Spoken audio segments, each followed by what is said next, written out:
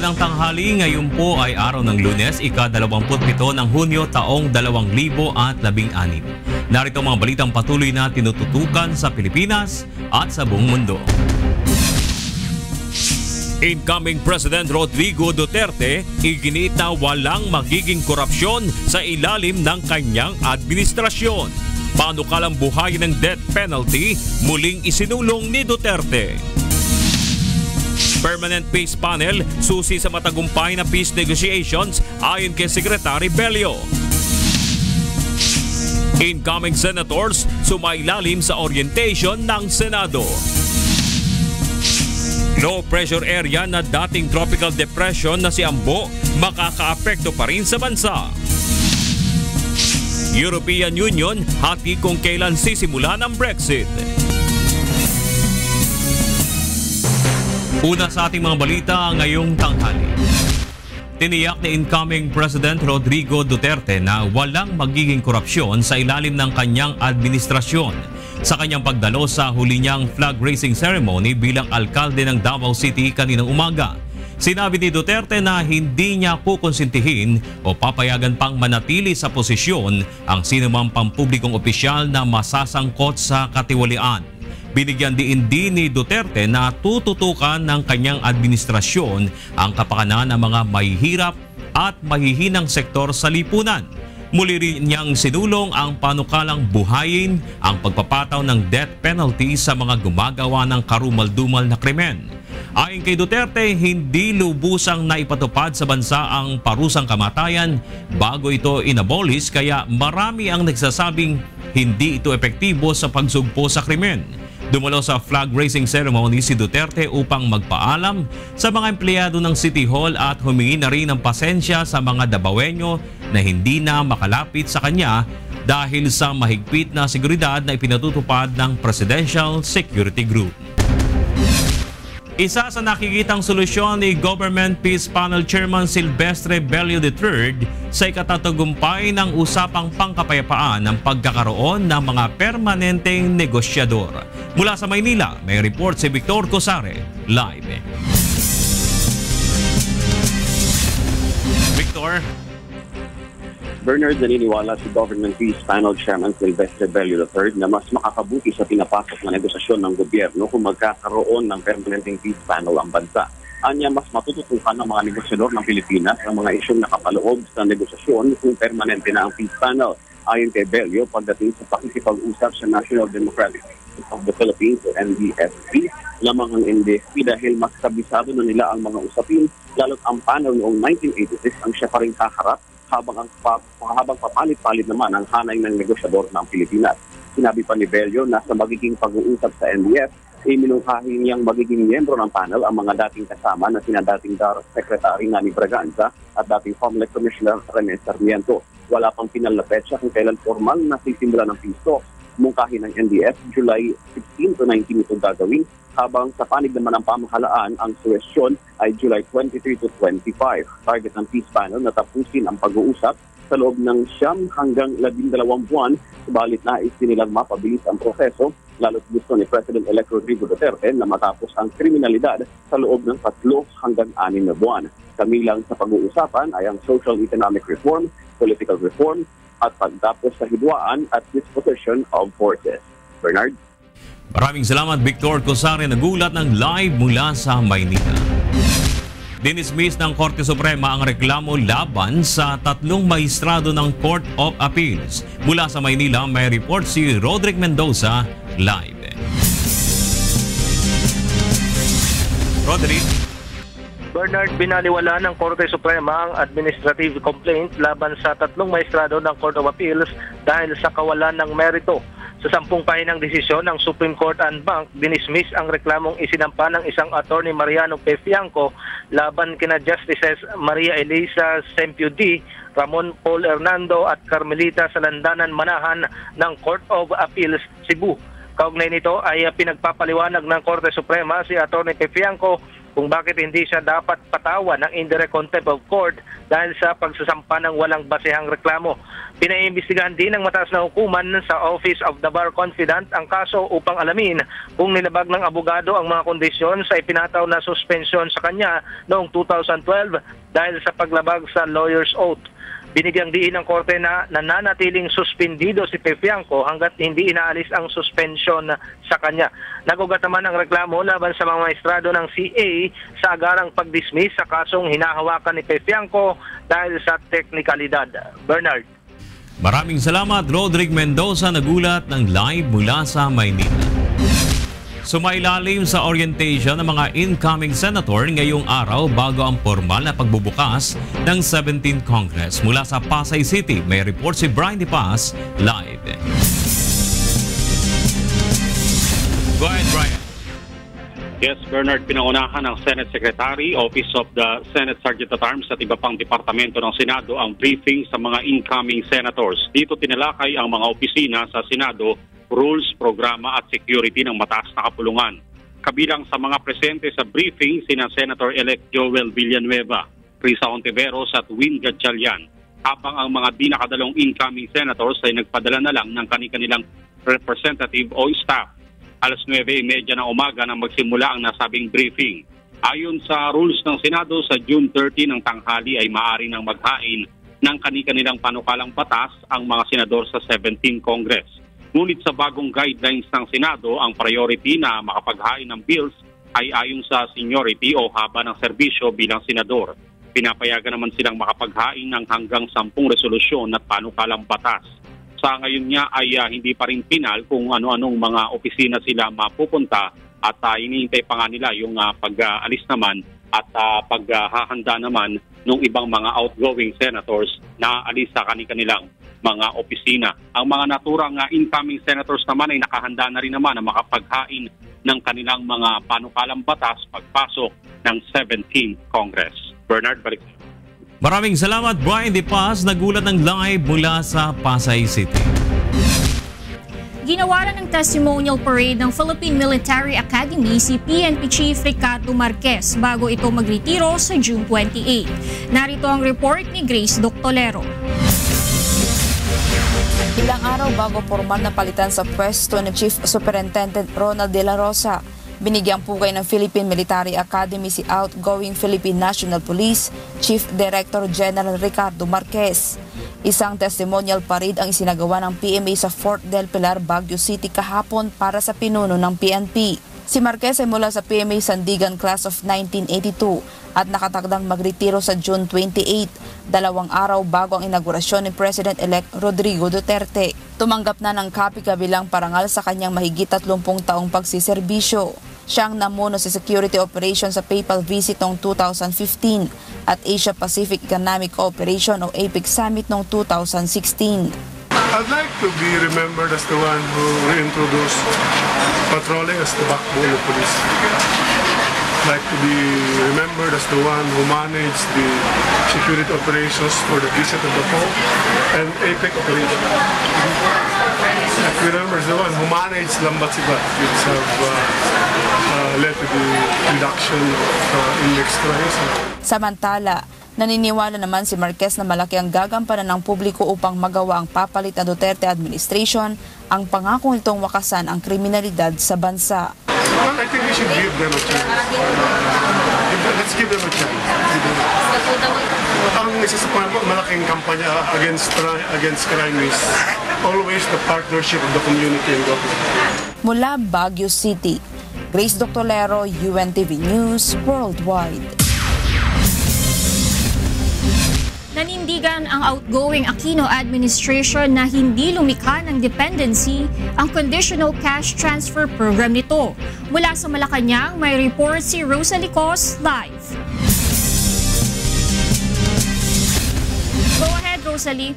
Magandang tanghali, Darlene. Muling ipinagtanggol ng Malacanang ang Conditional Cash Transfer o kilala rin bilang Pantawid Pamilyang Pilipino Program. Ayon kay outgoing Presidential Communications Secretary Herminio Coloma Jr., dahil maayos na ipinatupad ang programa ng Aquino Administration, hindi ito dole out at hindi rin ito lumikha ng dependency.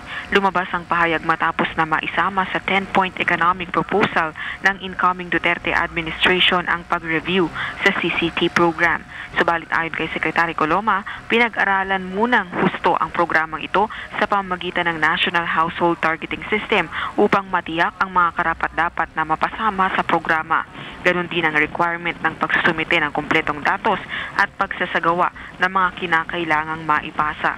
Dagdag pa ni Secretary Coloma, kapasidad at hindi pagiging palaasa sa pamahalaan ang nilikha ng Pantawid Pamilyang Pilipino Program dahil higit 1 milyong Pilipinong pamilya na ngayon ang hindi nakabilang sa poverty threshold. Darlene? Salamat, Rosalie. Rosalie ko, report ng live mula Malacanang.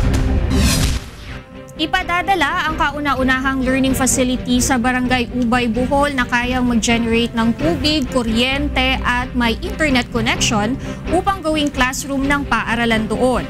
Narito ang report ni Aiko Miguel. DIEG. Ito ang tawag sa modernong learning facility na ipapadala ng Department of Education sa mga malalayong lugar sa mga probinsya upang maging classroom ng mga estudyante. Katuwang ng DepEd sa proyekto ang Microsoft Philippines na gumawa ng EG classrooms. So what we're trying to do is getting partners to help us with research and development. Makikita sa loob nito ang mga upuan, desk, television screen at laptops para sa guro at mga estudyante. 30 estudyante ang kayang i-accommodate sa isang 40-feet EG classroom na ito kung saan solar power ang nagpo-provide ng kuryente sa loob. Hindi na hadlang ang kawalan ng kuryente o ang internet connection upang makapag-aral at magkaroon ng access sa internet ang mga batang nag-aaral sa malalayong lugar. May container din sa bubong ng classrooms na pwedeng sumahod ng tubig ulan na maaaring i-filter at gawing inumin. Layunin ng kanilang proyekto na mabigyan ng sapat na edukasyon ang mga kabataang hindi pa naaabot ng makabagong kagamitan at teknolohiya. It's giving them the connectivity so that they have access to resources, but also the connectivity hopefully opens up more opportunities for our students. Dinala na sa Barangay Ubay, Bohol ang kauna-unahang EG classroom. Ang Microsoft Philippines din ang magtuturo sa mga guro doon sa loob ng 3 buwan kung paano gagamitin ang pasilidad bago ito tuluyang iwan para sa naturang lugar. And this will go to Ubay, Kuya Elementary School in Bohol, which apparently doesn't have power, but they do have a school site. And so we can put this in, and then all of a sudden they'll be able to start teaching in 3 days after it's put in. Sa mga susunod na taon, inaasahan pang makakagawa ng ilan pang EG classrooms para sa ilan pang malalayong paaralan sa bansa. Aiko Miguel, UNTV News Worldwide. Planong ipatupad ng mga bus operators ang cashless transactions sa mga bus sa Metro Manila ngayong taon. Mula Ayala, Makati City, may report si Monokson live. Yes, magandang tanghali. Matapos nga ang ilang linggo na trial period ay ganap na ipinatupad dito sa BGC buses dito sa may Ayala, Makati itong paggamit ng beep card sa kanilang pagsakay ng bus. Kung makita nyo sa aking likuran, lahat ng mga pasahero na gusto sumakay sa mga BGC buses ay kailangang bumili ng kanilang beep card dito sa may teller. At pagkatapos niyan ay pwede na silang dumiretso dito sa mga bus na nakapila rin dito sa ating terminal. So sa ngayon ay ito yung beep card na ginagamit the same sa MRT at ngayon ay ginagamit na rin dito sa mga BGC buses. Ayon sa AFP, minsan siyang gumawa nitong mga beep cards ay malamang ipapatupad na rin nila ito sa lahat ng mga bus within this year. Dito sa buong Metro Manila ay magagamit na rin itong beep card. So ngayon, ang paggamit naman nito ay gaya na yung ginagawa sa MRT. Try natin na mag-tap ng isang card dito sa may Sir, mag-ano lang kami, sir. Excuse me po. Sir, excuse me lang po. Try natin. Ayan. So ayan, sasakay na sila. So tatap, sige po ma'am. Tatap lang nila yung card. Ayan. So ako naman, tatry ko din. Ayan si ate. Sige po. Try din natin yung card natin dito. Pakita mo ha. Ayan. So itatap mo lang yung card mo. Ayun. So may balance pa tayong 68. Ang kagandahan lang nito, maluwag yung mga BGC buses. Katulad nito, ilang mga upuan din, ilang mga tao rin na makakasakay. At ang ruta nito ay dyan lang sa may area ng Taguig, Makati. So ang balak ng e-payment sa mga lapit na hinaharap, may patupad na ito sa lahat ng mga buses sa buong Metro Manila, kasama na syempre yung mga nasa EDSA. At ang future pa na maging proyekto ng e-payments ay magamit na rin ang card na ito sa ibang mga convenience store sa buong Metro Manila at di kalaunan sa buong bansa. Yung mga latest mula dito sa Makati, balik sa inyo sa studio. Salamat Mon, nag-uulat mula Makati City. Magbabalik ang UNTV News. Sa pagpapatuloy ng UNTV News. Nasa West Philippine Sea na pa rin ang low pressure area na dating tropical depression na si Ambo. Alamin natin kung nakakaapekto pa rin ito sa bansa mula kay Ray Pelayo na nasa Pag-asa Weather Forecasting Center. Ray. Magandang tanghali po sa ating mga kasambahay. Umiiral pa rin po itong low pressure area na dati nga pong si Ambo nandiyan ngayon sa may West Philippine Sea. Kanina pong alas 11 ng umaga ito po ay namataan ng Pag-asa sa distansyang 148 km sa may west ng Vigan, Ilocos Sur. At patuloy pa rin po ito nakaka-apekto sa may area po ng Luzon, partikular sa may Ilocos Region, Cordillera at Cagayan Valley. Makakaranas po dyan ng mahina hanggang sa katamtamang mga pag-ulan. Umiiral din po itong Intertropical Convergence Zone, mga pag-ulan po ito na nakaka-apekto sa may area ng Mindanao. Meron pong mahina hanggang sa katamtamang pag-ulan na maranasan po sa may area ng Sultan Kudarat. Yun pong ARMM, South Cotabato, Sarangani. Kasama na po ang lalawigan ng Palawan. At magkakaroon din po ng makulimlim na lagay ng panahon sa lugar po na yan. Ang Metro Manila at nalalabing bahagi naman ng ating bansa. Ngayon pong makapananghali, mamaya pong hapon at gabi, mas malaki po ang tsansa na magkakaroon po tayo ng mga pag-ulan, pagkidlat at pagkulog o yung biglaan pong mga pag-ulan. Subalit yan po naman ay paputol-putol. Maaari din pong may mga oras na yan po ay malalakas na maaari pong magdulot ng mga pagbaha sa ilang pong mabababang mga lugar. Sa ngayon po ay binabantayan din po ng Pag-asa yung Intertropical Convergence Zone na yan. Ito po yung mahabang mga pag-uulap, umaabot din po sa may labas ng Philippine Air Responsibility, dyan po sa may Dagat Pasipiko. Dyan po posibleng manggaling ang panibagong LPA na sa mga susunod na araw yan po ay titingnan ng Pag-asa. Yan ating ulat panahon. Balik sa inyo dyan, studio. Maraming salamat Ray Pelayo, nag-uulat mula sa Pag-asa Weather Forecasting Center. Na-deliver na ang mga utility trucks na binili ng Philippine National Police para magamit sa kanilang mga operations lalo na ngayong panahon ng tag-ulan sa bansa. Mula sa Camp Crame may report si Lea Ilagan, live. Go ahead, Lea. Magandang tanghali sa Bernard. Dumating na nga ang 48 units ng brand new utility trucks na binili ng Philippine National Police mula sa kanilang 214 Capability Enhancement Program.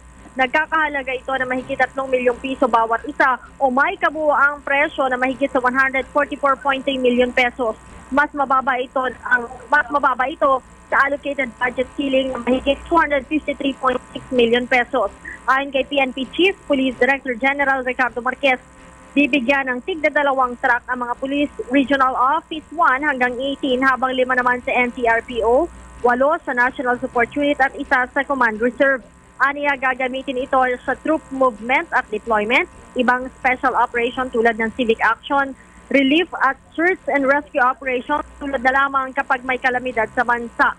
Sinabi naman ni DILG Secretary Mel Licenen Sarmiento na tuloy-tuloy ang modernization program ng PNP kahit na wala na sila sa serbisyo dahil mayroon pang parating na sasakyan na bahagi ng PNP 2015 at 2016 Capability Enhancement Program. May mga bagong baril din aniya na paparating ang mga pulis at tuloy pa rin ang repair sa 4 na air assets ng PNP upang magamit ang 2 dito sa Mimaropa at ARMM. Balik sa iyo, Bernard. Maraming salamat, Lea Ilaga, nagulat ng live mula sa Camp Crame.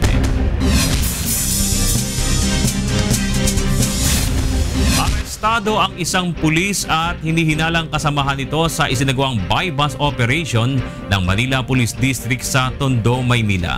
Narito ang report ni Jericho Albano. Sa pinaigting na kampanya ngayon ng PNP laban sa illegal na droga, isang tauhan naman ngayon ng Bulacan Police ang nahuli sa isinagawang buy-bust operation ng Manila Police District Station 1 sa Tondo, Maynila kagabi. Kinilalang nadakip na si PO1 Mark Jan Azarcon kasama ang 19 anyos na si Percy Chatco. Unang bumili ng 5 gramo ang mga operatibang nagpanggap na buyer gamit ang 24,000 pesos na budel money kay Chatco. Nang humirit pa ang mga operatiba ng 20 gramo ay dinala nito sa kanyang bahay sa Yacal Street, Tondo, Maynila upang doon naman ibigay ni Azarcon ang karagdagang 20 gramo pa ng shabu. Dito na dinakip ng mga otoridad ang dalawa. Na-recover sa mga suspect ang 25 gramo ng illegal na droga na may street value na 30,000 pesos. Napag-alamang operatiba si Azarcon ng Drug Enforcement Unit ng Obando, Bulacan Police Station at kasalukuyang on hold dahil sa mga kasong robbery, extortion at violence against women and their children. Ayon kay Police Superintendent Redentor Olsano, posibleng nanggagaling sa mga nahuhuli nitong drug personalities sa Bulacan ang ibinibenta nitong illegal na droga, ngunit mariin itong itinanggi ng suspect. Posible yung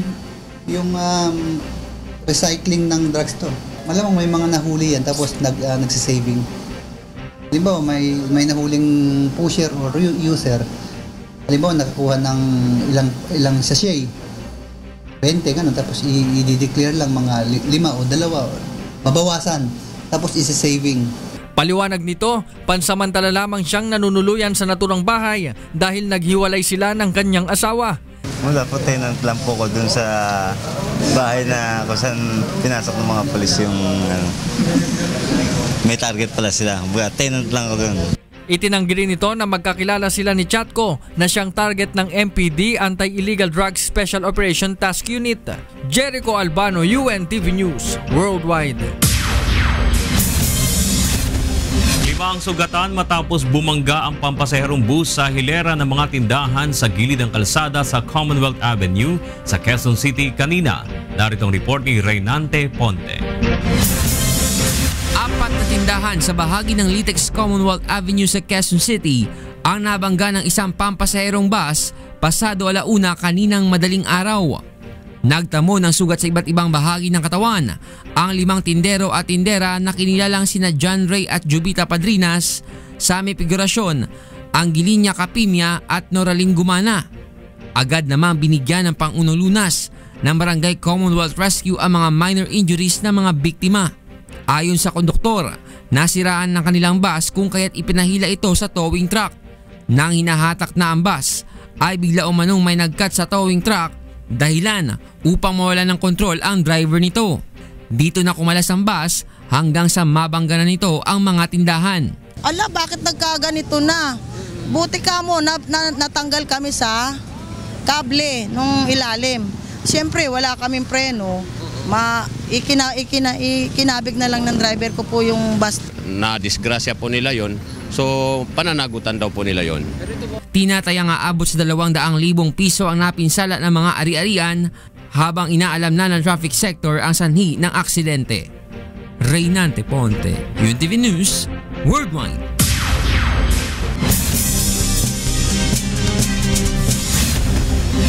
Tumindi pa ang dibisyon ngayon sa Grand Britannia matapos ang desisyon ng mayorya sa mga mamamayan nitong humiwalay na sa European Union.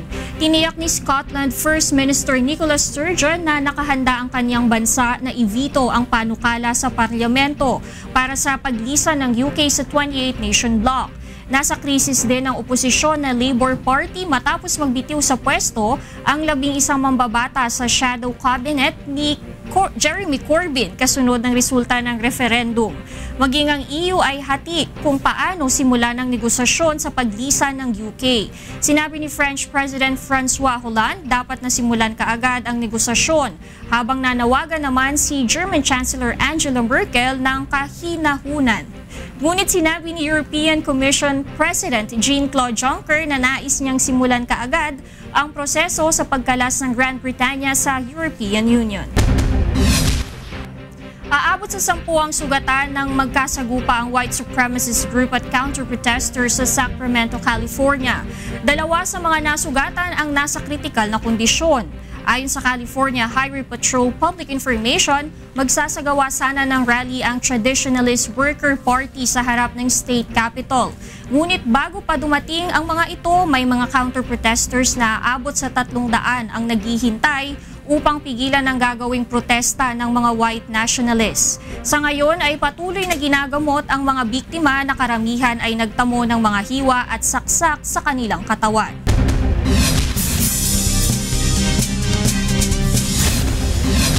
Kinilala naman ng Embahada ng Pilipinas ang blood donation campaign ng Kamanggagawa Foundation Inc. o KFI at UNTV sa Doha, Qatar. Narito ang report ni Ramil Ramal. Kinilala ng Embahada ng Pilipinas sa Doha, Qatar ang blood donation campaign ng 3 Filipino organizations na kinabibilangan ng Kamanggagawa Foundation Incorporated o KFI, Portoville International o PVI at UNTV. Ayon kay Philippine Ambassador to Qatar Wilfredo Santos, maganda ang layuning ito na makatutulong para sa mga nangangailangan ng dugo.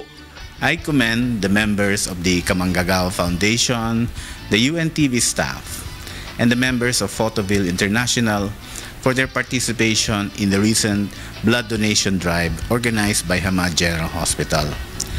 Their humanitarian gesture is a testament to the commitment of the Filipino community to be part of the efforts to raise blood supply by hospitals for the benefit of all people in the state of Qatar. Ang blood donation campaign ng KFI, PVI at UNTV ay isinasagawa ng grupo ng pangunahing layunin na yang makatulong sa kapwa, Pilipino man o banyaga. Umabot sa 32 bag ng dugo ang naidonate ng grupo sa blood donor unit ng Hamad Hospital. Isa lamang ito sa mga charitable projects ng samahan bukod sa libreng tiket sa eroplano, libreng tawag at pamamahagi ng mga toiletries sa mga distressed OFW. Mula rito sa Doha, Qatar, Ramil Ramal, UNTV News Worldwide.